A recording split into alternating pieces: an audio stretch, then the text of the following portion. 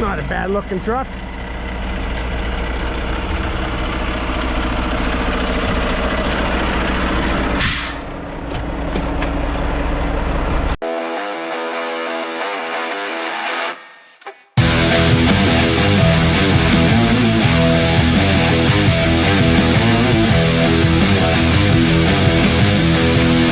Boston Trucker here. Welcome to my channel. I hope you enjoy it.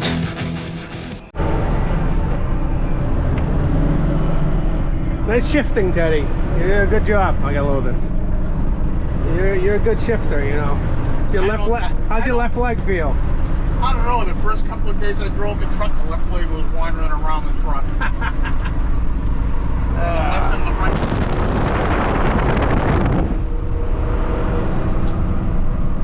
That's a good truck, all right? Oh yeah. Runs good. What's that? And action. Back in the 80s when we were driving trailer dumps, Yeah. you got a flat tire, 4 or 5 guys will pull over to help you. Now all they're interested is going to see how fast they can get around you. And get to be the next one in line. Everybody's for themselves these days. Everybody's for themselves these days. As far as I'm concerned, they can do it. I don't care. I'll wave to you in the morning. You don't wave back. That's it. I've done my good deed for the day. That was nice. Yep. I try to wave at everybody. Oh, I do too. Actually, I'm looking for. Back in the 80s, they had one of these plastic cans. Yeah. And it was on a spring and it would always wave. Yeah. I'd love to get one of those and put it on the windshield. You can sit there and wave to you. That's funny. It had a smiley face on it, I think. I think we can find one of those for you. Nah. Those 80s trucking dumps in the 80s a lot different than now. Oh, yeah. What were some of the differences? You didn't have the automatic tarps. All right. I used to jump up there, grab the canvas, the cloth top, run across the load, cover it, and jump off because you usually backed up to the pile you were getting loaded at. The excavator would be sitting on top, and you just jump off and run to the truck, jump in and take off. If I did that nowadays, my knees would be up around my shoulders. And I suppose you didn't do as many loads as you do now because the trucks were slower and. Well, not that. I mean, my truck, my Mac with the 28-foot steel trailer, I weighed 33,000 pounds. Yeah. And you put 3.5 buckets on that, you were loaded. I could never touch 100,000. I was always 97 or 98,000. And we didn't have scales in those days. Now, what kind of Mac are we talking about? I had an R model Mac with a 300 with a 6-speed. Okay. 300, huh? Yeah. Big power then. That was it. And then, like, Billy French, he started getting into the Peterbilts. And then once he started getting into the Peterbilts, everybody else did. He started getting the Peterbilts. I tell you, the truck I really miss is my old 3-window 1970 Brockway Wrecker that I ran when I was at White's Garage. What'd that have in it? That had a V8 Cummins in it. It was a 907. What kind of transmission? 13-speed, air shift. Two-splitter? No, splitter. Okay. Oh, yeah. Yes, splitter. And that had a rear end in it. That thing would fly. Oh. That thing was geared for the highway. We gotta get you a Brockway. Listen, last time I went to the truck show, I almost bought one. Really? $15,000. My wife already told me she's leaving the credit card home Sunday. Yeah, you're going to the truck show Sunday. Yeah. Have you ever taken a truck to a truck show? No, she. No, have you ever taken a truck to a truck show? No, not really. This be your first time? Basically, yeah. Okay. Well, that'll be fun. Yeah. You're gonna have a good time. I bet you're gonna run into a lot of people you know. Probably. Yep. I know when I was out in Hudson, Jake Foote was one of the guys there, and I worked with him at White's when he was a youngster. Yeah? Wait, is that the same guy that owns the salvage yard? No. Okay. No. This is a completely different person. He came to us as a part-timer, and then we trained him. I remember one time when they were doing work in the Pike. I was dropping off a car in Natick. They called me on the radio to go out and assist Jake. He had a rollover in the construction area. And I had to go eastbound on the Pike, make the U-turn at the barracks to come back up to where he was. He was just west of the barracks in Weston. He had this Audi. I drove by. He was uprighting it. Usually you run a chain, hook a cable, and flip it over. He had grabbed it by the front because it was crushed down on the roof. And I wish I had a camera because when I drove by, he had the thing standing on his rear bumper to pull it over. I wish I had a camera. That's funny. Oh, the stuff we used to do back then, doing recovery work.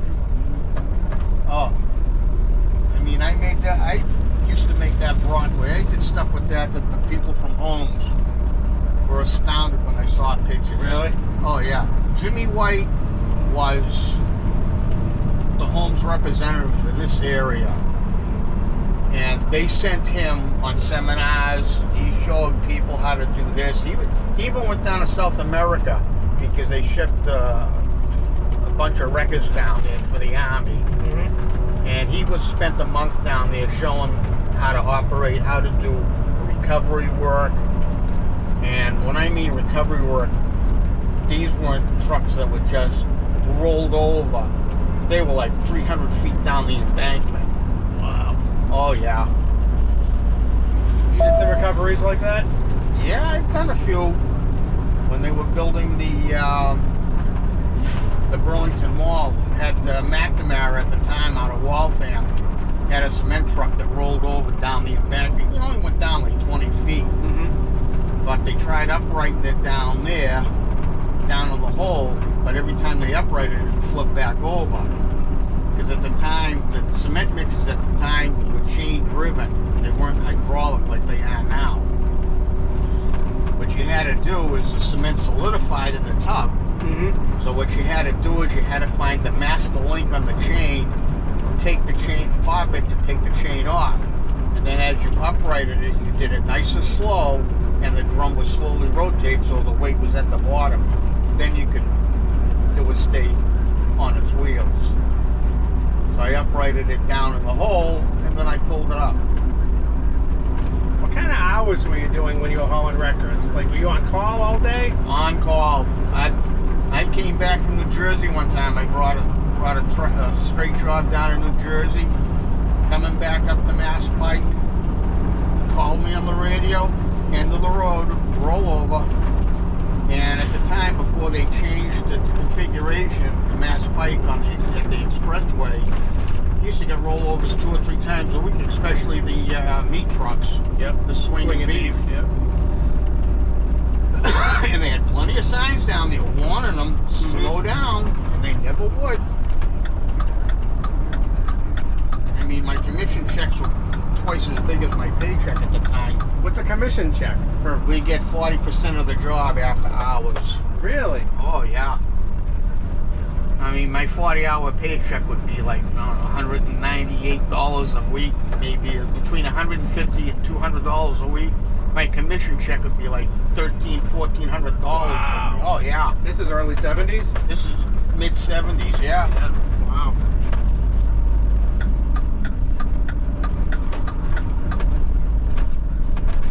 Stupid me. I mean, yeah, I banked it, but at the time I was also running cars, as something fun to do. I was running cars up at New England Dragway, so I was always playing with that, and I put my money into that. Oh, racing? Yeah, I'd go up there, do a little drag racing. What kind of cars? Ford Mustang. Wow. Oh, yeah. My father went out of his mind one day. I had a Mustang. I took the little 289 out and put a 427 in it. My father never knew. He took the car to go to work because his car wouldn't start. Wondered why. It usually takes him 25 minutes to get down to Canton with the Star Market moved down to the new warehouse in University Ave. Yeah. He made it down there like in 12 minutes. That's funny. Hey, Dad. Yeah, the engine was running a little hot, so I had the hood locks on the hood. He didn't know how to open it, so he asked the trailer mechanic down there to check the antifreeze before he came home. Yeah. And you know, I had the little 289 emblems still on the fenders. I never took them off. Okay. So the mechanic opens the hood, calls my father over, and said, "This is not a 289." I mean, I had shoehorned a 427 in there with dual quad setup on it. Oh yeah. I mean, the first time I had to change the spark plugs, I had to undo the motor mounts and jack up the engine. But I smartened up real quick after that. When I dropped the engine back in, I noted in the inner fender well, and I got a circular drill, and I drilled the holes so I could just reach through the fender wall and change the spark plug. A lot easier. Wow. Oh, my father came home, he was speechless. All he could do was point, get that motor out of that car, and you put something else in it, something smaller. He flipped out. Really? Yeah, wants to know if I was playing with a full deck. But Dad, I don't want to hear it. Get that motor out. How old are you at the time? 21, 22. That's funny. Oh, How long did your dad drive trucks for? right after World War II. That's when he started? He went to work for the Star Market. He was working in the warehouse. And at the time, if you had somebody sponsor you and put down certified you drove tractor trailer for 40 hours, all you had to do was go to the registry and they'd give you a Class 1 license. That's how my dad got his license. Yeah, same way. Yeah. Wow. My father told my brother to do it. My brother didn't want to do it. The day I got my license, I had my pink slip. I took the bus and went to the Watertown Registry, and I wanted to apply for a Class 1 license. The guy that I talked to was the same one that gave me my license, my paper license. He says, "You just got your license." He says, "You have to wait until you're 18. I said, all right. So day I turned 18, I went down and applied for a permit.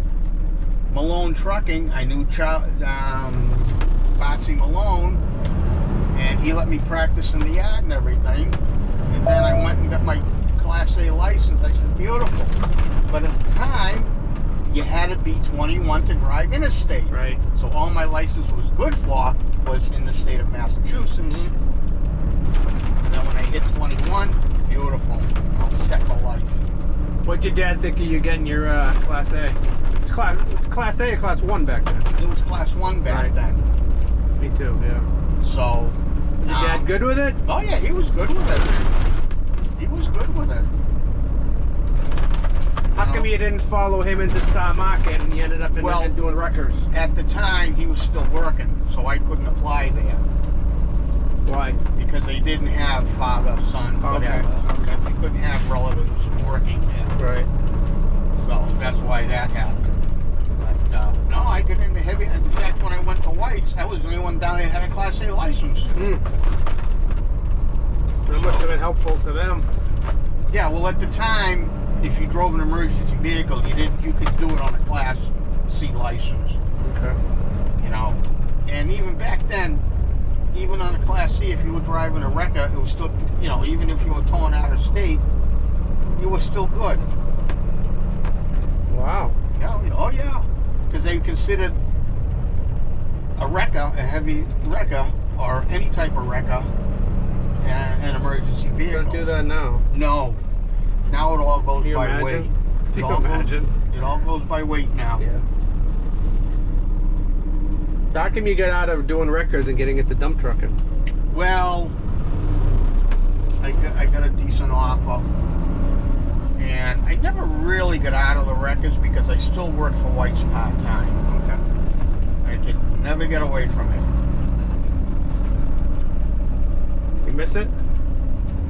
Well, it's a younger man's game now. Yeah. You know, and when they started with, you know, they're coming out with the rotator records and everything. First few times guys started using the rotator records, and they almost flipped them over because they really didn't know how to set them up. Then they started with the rules and regulations. You had to have a hydraulics license. You had to have a hoisting license. You know, you had to have all that. So When you see a wreck on the side of the road and wreckers there, is your neck breaking to check out what's going on? Like, is that you? Are you wishing you were back in the game when you see that? well, my thing is, nowadays, when you see 4 heavy duties out there, I mean, I used to take the Brockway, Home 750 mechanical cranes on it. Why would they have 4 heavy rotators out there? You know, I used to do it one wrecker. If I needed another wrecker, I would call for it. I wouldn't have 15 people out there. I'd do it myself. It was a lot quicker. So what do you think the reason is? I don't know. Well, now it is. You got to get the road cleared. You have to get the road cleared as soon as possible. Right. That started from down in Florida. That's why they started coming out with all these different innovations on records, which, you know, it's good. Yeah.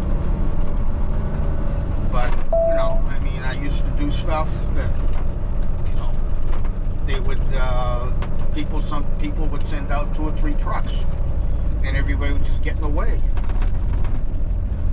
So you're at a wrecker, you're at a scene, Yeah. and you got a load of swinging beef laid over on the side. Yep. How's that getting cleaned up, and how are you getting the truck out of there? Are you moving beef by yourself, or? No. At the time, my father was working for Star Market. He hauled out of the meat market in Boston. He put me in contact with people that if I had a load of swinging beef go over, I'd call these guys, and these guys would come out. There'd be another trailer there. Yeah. Literally, they would go into the truck, and they would pick up these sides of beef one at a time and carry them out. They could unload a trailer in 40 minutes flat, even though it was on its side. And these guys were massive. I mean, they were built for this stuff.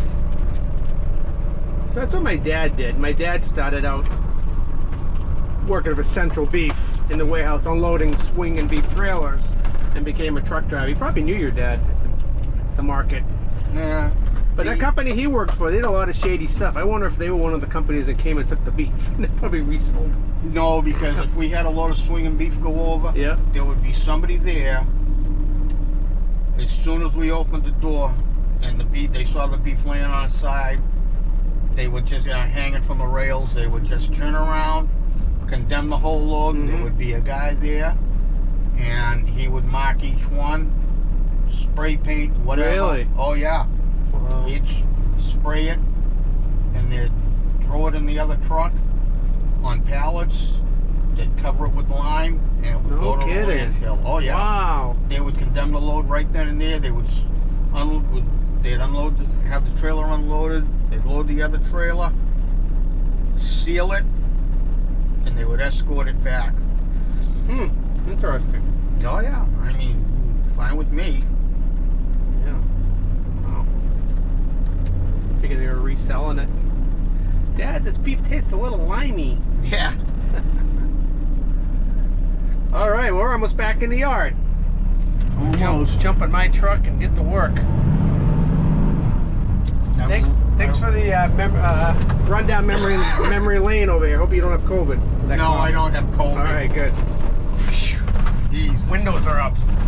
Don't even start that shit.